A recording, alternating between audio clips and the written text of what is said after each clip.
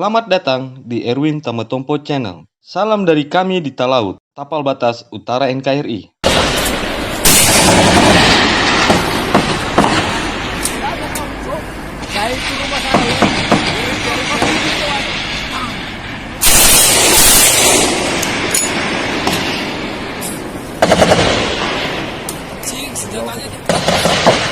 TNI dan Polri berhasil menyergap salah satu pimpinan KKB Papua Merdeka yang bernama Iris Murib menjelang HUT OPM pada tanggal 1 Desember. Iris Murib ditangkap pada pukul 14.21 waktu Indonesia Timur pada hari Kamis tanggal 21 November 2019. Dia ditangkap di lokasi Kali Pindah-Pindah, Jalan Trans Timika Nabire, Distrik Iwaka. Kapolda Papua, Irjen Paulus Waterpau, mengatakan penangkapan Iris Murib dilakukan oleh tim khusus Polda Papua dan Satgas Nemangkawi. Dengan ditangkapnya salah satu pimpinan KKB Papua Merdeka, Iris Murib, maka kini terungkap dugaan sumber pendanaan kelompok bersenjata tersebut. Dari manakah asalnya dugaan sumber dana kelompok bersenjata KKB Papua Merdeka? Namun, sebelum lanjut, saya ingatkan kembali, jangan lupa subscribe channel ini dan nyalakan notifikasinya untuk mendapatkan video-video edukatif lainnya. Terungkap sudah dugaan sumber dana kelompok kriminal bersenjata atau KKB Papua Merdeka untuk membeli senjata dan amunisi. Diberitakan sebelumnya, TNI juga sempat membongkar dugaan sumber senjata yang dipakai oleh KKB Papua. ID menyebut, sumber senjata dan amunisi yang dimiliki oleh KKB Papua berasal dari berbagai pihak. Menurut ID, beberapa bulan lalu berhasil ditangkap warga Polandia di Wamena yang sedang melaksanakan transaksi amunisi dengan anggota organisasi Papua Merdeka atau yang disingkat OPM. Barang bukti yang berhasil diamankan saat itu berupa ratusan amunisi.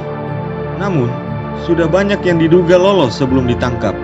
Kemungkinan sudah lolos ribuan butir yang lain sebelum ketangkap, kata ID dalam keterangan tertulis pada hari Jumat 26 Juli 2019. Selain itu, garis perbatasan negara yang sangat luas dan garis pantai Papua yang demikian panjang tidak mungkin bisa dijaga selama 24 jam. Hal ini dinilai memungkinkan menjadi peluang pasokan amunisi dari luar. Menurut ID, pasca kerusuhan Ambon dan Poso juga menjadi salah satu faktor tersebarnya senjata dan amunisi ke KKB Papua. Sebab, dari tangan perusuh di lokasi tersebut, belum semuanya berhasil ditarik kembali ke negara.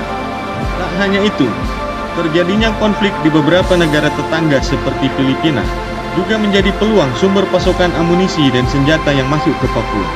Diduga pula, dalam beberapa kali penyerangan pos TNI Polri, anggota kelompok separatis berhasil merampas senjata dan amunisi dari tangan aparat keamanan. ID juga menyebutkan ada dugaan keterlibatan tokoh-tokoh Papua tertentu yang mendukung KKB Papua. Salah satu indikasinya, beberapa tokoh Papua diam saja dan tidak bereaksi ketika kelompok separatis melaksanakan serangkaian tindakan kekerasan, pembantaian, penyerangan, pemerkosaan, dan kejahatan lainnya. Namun, saat negara bertindak mengerahkan aparat keamanan TNI Polri, mereka ramai-ramai melancarkan protes, kritik, memaki, fitnah, bahkan meminta TNI Polri ditarik dari Dungga. Jadi bukan tidak mungkin para tokoh Papua tertentu berada di balik pergerakan KKB Papua Merdeka yang di hutan, kata ID. Sumber pendanaan kelompok kriminal bersenjata Papua Merdeka terakhir diungkapkan oleh Kapolda Papua, Irjen Paulus Waterpau. Menurut Paulus, salah satu sumber dana yang digunakan oleh KKB Papua adalah sumbangan dari kepala kampung. Dilansir dari Kompas.com, Paulus menghimbau kepada kepala kampung untuk tidak memberikan bantuan dana kepada KKB Papua. Menurut Paulus, selama ini diduga kelompok bersenjata tersebut meminta dana kepada kepala kampung. Dana itu kemudian digunakan untuk membeli senjata api dan amunisi. Apapun alasannya, saya tekankan kepada kepala kampung untuk tidak memberikan dana sedikit pun kepada kelompok-kelompok tersebut, kata Paulus pada hari Jumat tanggal 22 November 2019 malam. Kapolda Papua mengingatkan, apabila ada kepala kampung yang terbukti memberikan bantuan dana kepada KKB, maka akan ditindak tegas.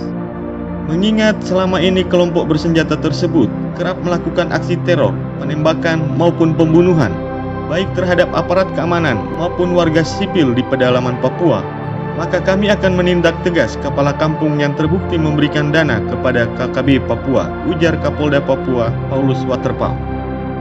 Itulah dugaan sumber dana KKB Papua untuk membeli senjata dan amunisi yang diungkap oleh Kapolda Papua, Irjen Polisi Paulus Waterpauw, dan Kepala Penerangan Kodam 17 Cendrawasih, Kolonel Infantri MID. Terima kasih telah menonton channel ini. Jangan lupa like dan share. Tonton pula ulasan profil dan fakta tokoh-tokoh politik dan pejabat negara lainnya. Jangan lupa subscribe dan tinggalkan tanggapanmu di kolom komentar. Sampai jumpa di video-video kami selanjutnya.